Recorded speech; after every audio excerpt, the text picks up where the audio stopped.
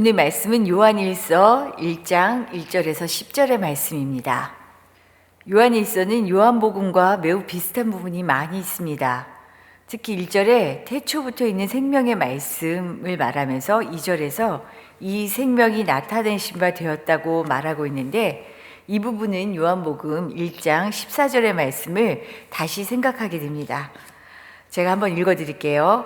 말씀이 육신이 되어 우리 가운데 거하심에 우리가 그의 영광을 보니 아버지의 독생자의 영광이요 은혜와 진리가 충만하더라. 태초부터 있었던 말씀, 그 예수님이 육신이 되어 몸이 되어 우리 가운데 오셨다라는 것이죠. 이처럼 요한일서가 요한복음과 매우 유사한 부분을 가지고 있습니다. 그런데 요한일서가 쓰여질 당시에 독특한 상황이 있어요. 그것은 교회의 한 집단이 갈라져 나갔다는 점입니다. 요한이 주 80년에서 85년경에 요한복음을 썼다고 보고 있는데, 요한복음을 쓰고 얼마 지난 후에 믿음의 공동체에서 일부가 다른 교리를 따르면서 떨어져 나가 어떻게 보면 경쟁적인 집단처럼 형성이 됩니다. 그래서 그 다른 교리를 따른 나간 경쟁적인 집단이 쉽게 말하면 이단 사상을 가지고 있는 거죠. 오히려 본래 공동체를 그 사상을 가지고 공격하게 됩니다. 교회에서 갈려져 나간 이들은 그리스도가 육신으로 오셨다라고 하는 사실, 즉 예수님의 인성을 부정합니다. 이들은 하나님의 아들이 고난을 당하고 죽으신 지상의 예수와 동일하다라는 것을 인정할 수가 없었어요. 어떻게 하나님의 아들이 육신을 입을 수가 있어? 왜 고통을 당해? 믿을 수 없는 일이죠. 이런 이단 사상이 들어와 공동체를 혼란스럽게 하자 요한은 요한일서를 통해 이들의 견해가 분명히 잘못된 것이다 라는 것을 알리고자 합니다. 그리고 남아있는 성도들이 그리스도 안에서 바른 신앙과 규제를 이어갈 것을 편지를 통해서 당부하며 격려하게 되죠. 그래서 요한일서는 특별히 두 가지 사상에 집중하여 이 편지를 기록하고 있습니다. 먼저는 예수가 그리스도다라는 사실입니다. 바른 신앙관이 필요하다는 거죠. 지금도 사실은 많이 다르지 않아요. 교회 안에 우리가 흔히 들어오는 이단 사상들, 그리고 자연스럽게 그 이단 사상이 조금씩 교회 안에 침투되어지는 것들을 보게 됩니다. 신천지 같은 경우도 사실 이렇게 커질 것이다, 이렇게 담대해질 것이다, 사실 상상도 못했죠. 그런데 너무나 자연스럽게 지금 이 땅에 존재하고 있잖아요.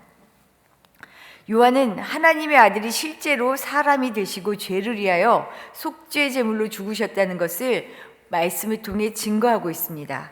그래서 1절에서 이렇게 강조해요. 태초부터 있는 생명의 말씀에 관하여는 우리가 들은 바요, 눈으로 본 바요, 자세히 보고 우리의 손으로 만진 바라. 예수 그리스도, 말씀이신 예수 그리스도가 그냥 하나님의 아들로만 그치는 것이 아니라 실제 이 땅에 오셨다. 우리가 들은 바요, 눈으로도 보고 직접 손으로 만진 바 되었다라는 것을 지금 강조하고 있습니다. 처음 태초부터 하늘아버지와 함께 계셨던 예수 그리스도가 보고 만질 수 있는 인간의 몸을 입고 이 땅에 오셨다는 그의 인성을 인정하는 것으로부터 오늘 말씀이 시작됩니다. 중요한 것은 이 사실을 믿고 그와 온전한 사귐을 이루는 것이 우리가 살아가는 목적이기 때문입니다. 그 이유는 예수가 그리스도인 것을 믿는 사람만이 온전히 하나님과의 사귐을 누릴 수 있기 때문이에요. 3절의 말씀입니다. 우리 3절 말씀 같이 읽어보도록 하겠습니다. 우리가 보고 들은 바를 너희에게도 전함은 너희로 우리와 사귐이 있게 하려 함이니 우리의 사귐은 아버지와 그의 아들 예수 그리스도와 더불어 누림이라. 우리가 보고 들은 바를 전하는 이유는 우리와 사귈 뿐만 아니라 우리의 사귐은 다른 것이 아니라 아버지와 그의 아들 예수 그리스도와 더불어 함께 살아가는, 누리는 것이다 라는 거죠. 그래서 바른 신앙을 가지고 있지 않으면, 바르게 예수 그리스도를 이해하고 있지 않으면 온전한 사귐을 이룰 수 없다라고 말합니다. 그래서 바른 신앙의 먼저 전제는 예수 그리스도를 제대로 올바르게 아는 것입니다. 그러면서 요한이 두 번째로 집중하는 것은 우리가 어떻게 해야 하나님과 온전한 사귐을 이룰 수 있을까라는 문제였어요. 그래서 요한은 하나님이 누구이신지 어떤 분이신지를 증거합니다. 오늘 말씀을 통해 요한이 증거한 하나님은 빛이다 라고 증언하고 있습니다. 빛. 5절 말씀 우리 같이 한번 읽어보겠습니다. 5절입니다. 우리가 그에게서 듣고 너희에게 전하는 소식은 이것이니 곧 하나님은 빛이시라. 그에게는 어둠이 조금도 없으시다는 것이니라. 요한복음을 보면 주님을 가리켜서 나는 선한 목자다 스스로, 양의 문이다, 생명의 떡이다, 빛이다, 여러 가지로 증거하고 있어요. 이 가운데 오늘 본문에서는 하나님을 빛이라고 말합니다. 빛은 밝힘의 속성이 있죠. 모든 어두움을 물리치고 밝히 드러낸다는 것입니다. 이것이 빛의 속성이에요. 그래서 우리가 주님과의 온전한 사귐을 이루기 위해서는 먼저 그 어떤 것보다도 먼저 밝히는 것이 무엇이냐면 빛이신 주님 앞에서 내 존재를 그대로 드러내는 것, 내 존재가 밝히 드러나는 것이 먼저입니다. 그리고 빛 대신 주님 앞에서 나의 모든 어두움과 제 요소들을 그대로 인정해야 해요. 그렇지 않고 만일 우리가 스스로 나 죄 없는데 이만큼이면 잘했지, 나 최선을 다했는데 얼마나 애썼는데 이렇게 이야기한다면 8절의 말씀처럼 이것은 스스로를 속이는 일일 뿐만 아니라 하나님을 거짓말하는 자로 만드는 것이다 라고 이야기합니다. 이것이 중요한 이유는 뭐냐면 이런 자에게는, 스스로 내가 죄가 없다라고 말하는 사람에게는 하나님의 말씀이 들어올 수가 없어요. 그래서 중요한 것입니다. 내가 죄인임을 인정할 수 있는 사람, 이 사람이 하나님의 말씀을 내 안에 받아들일 수 있습니다. 이 말씀은 믿음을 가지지 못한 자나 주님을 나의 구주라고 고백하는 자나 모두에게 적용되는 말씀이에요. 사도 바울은 자신을 가리켜서 이렇게 말합니다. 오라, 나는 공고한 사람이로다. 우리가 볼 때 사도 바울만큼 완벽주의자 같은 사람이 있었을까 싶은 생각도 들어요. 정말로 일평생을 예수를 만난 그 순간부터 자신의 삶을 모두 예수를 증거하는 일에 내던집니다. 특히 이방인 선교가 내 하나님이 나를 부르신 목적이다라는 것을 안 순간 생명도 아끼지 않았어요. 죽을 고비를 얼마나 많이 넘겼는데요. 삶의 많은 부분을 포기하면서 그저 복음을 전하는 일을 했죠. 그런데 그런 그가 말합니다. 오호라, 나는 공고한 사람이로다. 내 마음은, 내 뜻은 정말 하나님을 따라 살고 싶지만 내 몸은, 나의 습관은, 내 생각은 자꾸 육신을 따르고 있는 그 한계를 스스로 보고 인정했기 때문에 할 수 있는 고백이었습니다.